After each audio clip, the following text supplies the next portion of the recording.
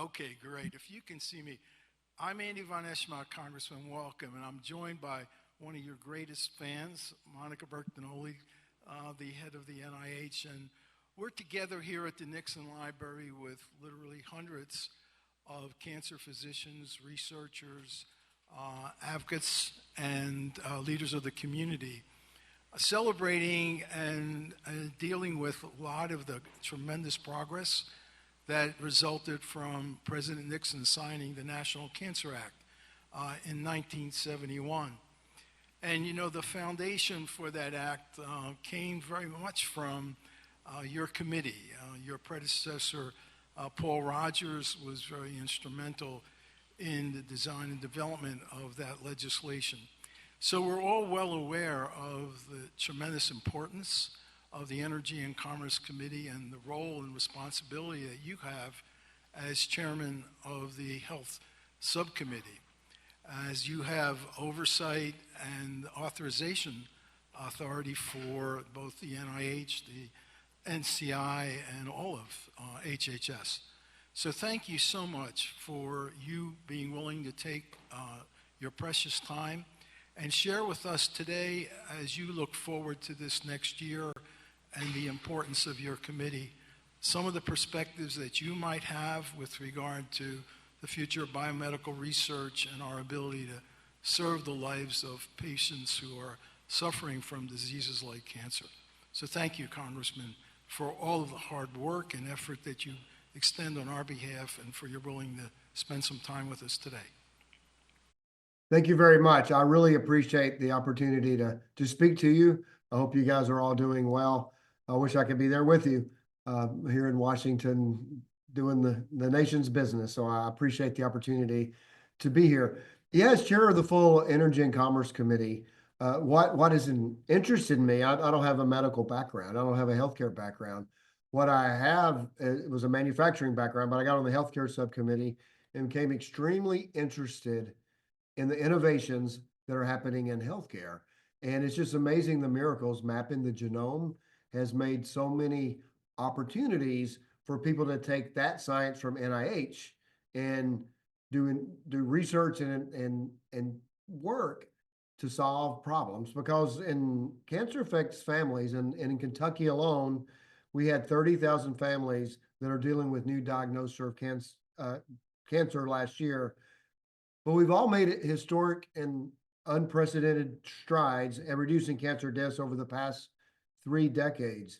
It's been reported that between 1991 and 2021, there's been a 33% reduction in cancer deaths, estimated to be about 4.1 million lives saved over that time. And it can never be overstated how important the role of Friends of Cancer Research, my good friend Marlene Malik, what organizations and other key groups that are here with you today have played in dramatically reducing cancer deaths. Through your fierce advocacy and support for cancer research, these advancements have been made possible. You've also made it possible for the Congress overwhelmingly and consistently support increases in funding for National Cancer Institute at NIH, in addition to policies to accelerate the research and development for future treatments at FDA. The House Energy and Commerce Health Subcommittee has historically been a leading committee in Congress in driving policies to drive innovation and greater access to high quality, affordable health care, especially in the 118th, now the 119th Congress. As the new full committee chairman, I have also been working hard to ensure seniors maintain access to high quality healthcare services, including diagnostic services that help them deter cancer in the earlier stages and save lives. Unfortunately, last year we got right to the finish line with the multi-cancer screening bill. It passed the House. It was negotiated with the Senate. It was in the final spending, the end of year spending bill. And some of you may remember at the last minute, the spending bill was reduced. And so the multi-cancer screening bill wasn't taken out because of what it was, and people supported it.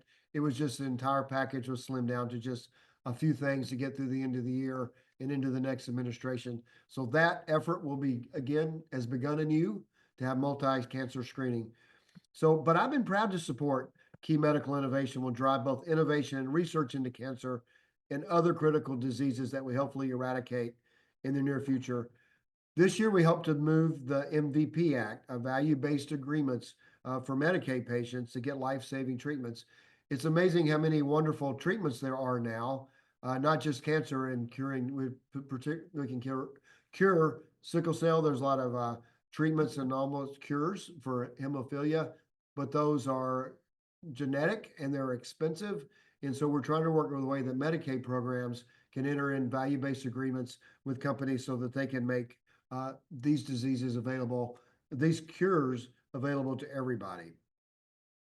But also we're looking at, I just had a meeting earlier today about AI in healthcare. And so we're looking at key pieces of legislation like the MVP Act and developments that we have seen in the AI healthcare space, which have brought exciting developments that will not only drive innovation and more cures, but will help patients see providers in more efficiently and expediently. With the new incoming Trump administration, I'm excited to work to aid the development of AI every step of the way and ensure that it is implemented properly and throughout the healthcare sector. AI is going to give the opportunity for a massive amount of computing power that will help able us to do things like model the genome through individuals and be able to calculate and develop cures specifically for the person. And we must ultimately ensure that these promising technologies empower healthcare providers to make decisions in real time that are best for their patients and can help drive efficiencies to cut waste and unnecessary spending across our healthcare system. We have seen such developments in cancer care research in the last several decades, and I can only imagine the great things to come with development of innovative treatment and cures. I was fortunate to receive the Friends of Cancer Research Award.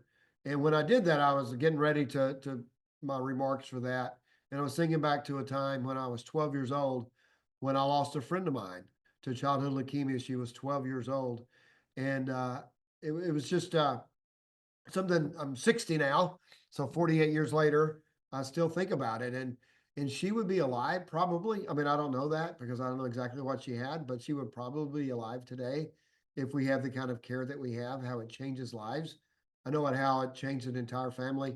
And I don't know if any of you were there or not, but I was talking about how difficult it is for families who don't even, how difficult it is for families to deal with cancer deaths. When I was a kid, when I was 48 years ago, they just didn't even really deal with it. They just kind of hid it, tried to hide it from us. And I never even got to go to her funeral.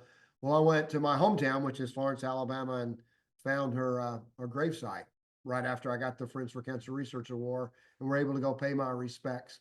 But it just completely changes families. It changes communities when we lose special people, and everybody's special. So I'm excited about the opportunity of what's going on in cancer research. And I think the future's bright. I think the future's bright because of the key work that many of you do that we can say that. I look forward to working with you. I look forward to working with the Nixon Foundation to continue this key work. And I will tell you, there was nothing more bipartisan. Those of you who look at Washington, D.C.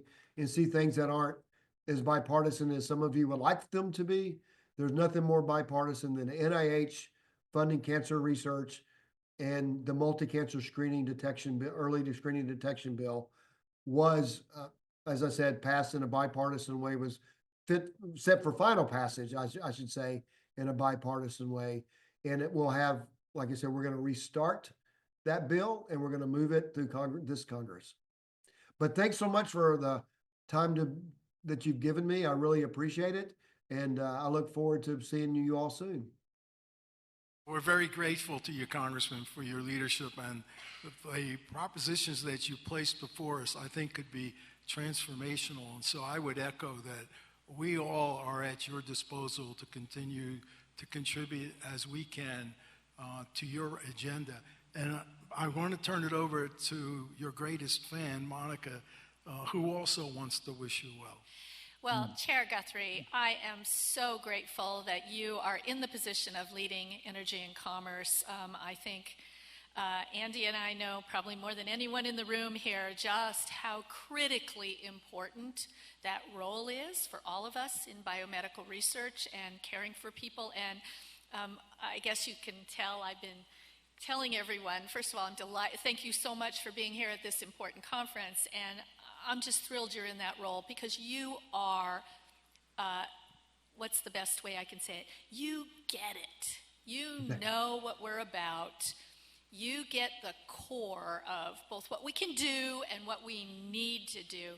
And then finally, government is so critical to everything that we're able to do at NIH. So thank you very much, and nice to see you here. Thank you. Thanks for having me. I really appreciate it. Be well.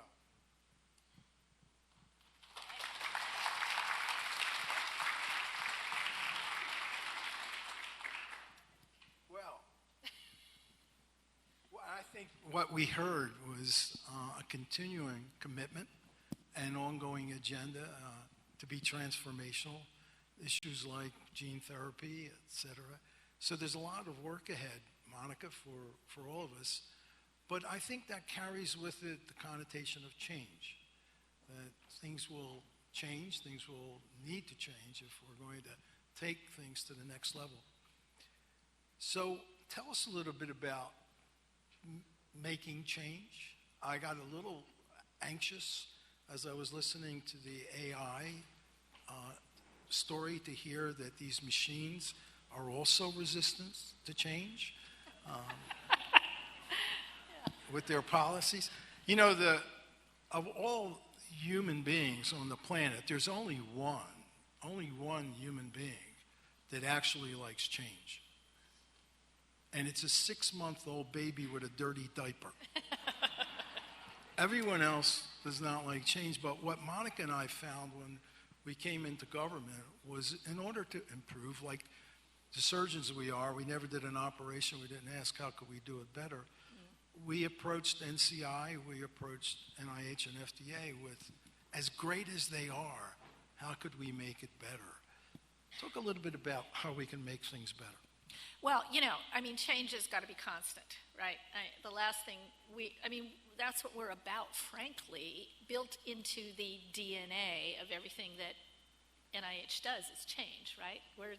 We don't want the world to stay the way it is. But we are experiencing some really, I agree with what Cliff said in the last meeting, an inflection point here. I'll tell you what I'm really hoping for, a change that we see. I think we have the brain trust that can pull it off nationally. I'm not just talking about the people of NIH, of course, I'm talking about everybody out there who's a committed researcher and committed toward advancing human health. We've got the brain trust. We have new technologies we've never had before. You had a great talk about that. And I think we also have the understanding that the highest goal, we know what the goal is. And the goal is just to make life better for people. But this is the first time ever we've really had the ability to make life better than it ever could have been for that exact person sitting in front of you. We had pretty blunt instruments before. And let me just finish by saying, when I think back about all my work in clinical trials and all the things, every clinical trial we did was leaving somebody out. You know, we didn't have enough older people. We didn't have enough kids. We didn't have enough people from ethnic minorities. You know, now we have the tools where if we really get our act together, we can absolutely include everyone. And that, I think, is going to be a change on a fundamental level that we have never seen. So, and I can tell you, everybody at NIH is thinking about this. And this is kind of what's driving them. We have the environment, we have the willingness, we have the tools to build a learning health system, really build a learning health system. So it's pretty exciting. Yeah. You know, I'd like to think that things have changed dramatically, but I will tell you that when I was at the NCI, I saw that one of the greatest gifts of the National Cancer Institute of 19 71 was that we had created these amazing individual cancer centers. One of the curses was we created these individual cancer centers. And we were competing with each other rather than collaborating with each other. How much have you seen that change? What do we need to do to continue to drive that change so that if we were to integrate this network of NCI-designated cancer centers into an interoperable system, how would that change the world? Wow, what an intriguing thought. Okay, so everybody knows, right? Our healthcare system is a competitive environment. I mean, we can't avoid that. It's the way our healthcare system is built. And, you know, I always cringe a little bit, I have to say, when I go to a meeting of a health system and I hear somebody talk about their, quote, market share. You know, these patients are their market share. And I get that. We need business people helping us do things right. They're incredibly valuable. But, oh my God, please don't ever talk about our patients as your market share. You know, what I love about the cancer centers is, I've already talked about it a little bit, they think about what their catchment is. That's such a better culture and ethic than thinking about it like, this is my market share. So their catchment is all the people who fall under their environment and influence that they are there to serve, no matter who they are, no matter what they can pay, no matter what they need. And I do think that part of the Cancer Center mission is a unifying feature that has already started to achieve a lot along the lines of what you're talking about. Do you see the opportunities for some of the implementation of technologies to be able to share data a lot more effectively? Where do you see that going? Well, so we are launching now. This was an initiative started this year at the NIH, something called the NIH Data Ecosystem, which the mandate of this new data ecosystem, which, thank goodness to our congressional sponsors, we don't have the budget yet for 2025, but we have at least expression from the Senate side that this will be a fully funded new initiative, so fingers crossed. But it's called the NIH Data Ecosystem. It's going to be housed in the National Library of Medicine, and the goal is to move beyond data sharing to create the complete environment that's required for data use. And boy, that sounds so simple. Believe me, it is not simple. But you have to, you have to know where you want to be. And so the point is, nobody cares if you're sharing data if it's not producing for you what you need. 2 years ago, this month, there became a mandatory requirement that everyone receiving a grant from the NIH has to make their data available for sharing, whether it's a bench laboratory or a clinical trial or an epidemiology study, you've got to share it. But guess what? We never had a place or a mechanism or tools for them to do that. And this is a new initiative I'm actually really quite proud of and excited to see moving ahead. And stay tuned, because here's the thing. We need to innovate not on access to data, not on the ability to actually get data. We need to innovate on what we do with that data. And I see that time coming certainly at NIH. I would argue we need that time coming for the entire system. Well, with that, you've given this audience, you've given all of us the challenge for the future. We'll try to keep pace. Okay, excellent. Thank you, everyone. This has just been an amazing time. Thank you so much. Thanks, Andy.